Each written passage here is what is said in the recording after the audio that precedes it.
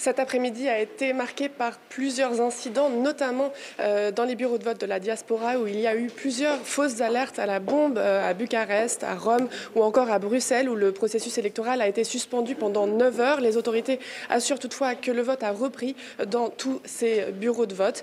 Il y a eu aussi, il continue d'y avoir des cyberattaques sur des sites institutionnels moldaves, comme la commission électorale, mais aussi sur des sites d'information, comme l'agence de presse moldave. Le directeur de cette agence m'a assuré que les cyberattaques étaient constantes depuis ce matin. Pour l'instant, les sites restent fonctionnels. Les observateurs notent aussi des cas de transport organisé d'électeurs, par exemple depuis la région séparatiste de Transnistrie ou encore de la Russie vers la Biélorussie. Et puis des ONG ont aussi noté des cas de violation du secret électoral, plus de 80 selon une des ONG. La présidente pro-européenne Maia Sandu s'est adressée cet après-midi aux citoyens moldaves en les appelant à exercer leur droit de vote en réponse à ces tentatives de perturber le processus électoral.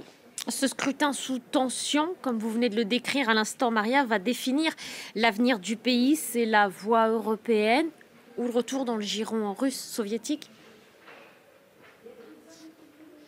Oui, comme souvent dans les élections moldaves, l'enjeu géopolitique est très présent. Les Moldaves doivent choisir entre continuer, poursuivre leur trajectoire pro-européenne, leur intégration dans l'Union européenne ou retourner dans la sphère d'influence russe. La Moldavie est une ancienne république soviétique. De nombreux Moldaves sont nostalgiques de l'URSS. Ils sont aussi encore attachés aux valeurs, à la culture russe, mais beaucoup d'entre eux souhaitent aussi rejoindre l'Union européenne, tourner le dos à leur passé russe.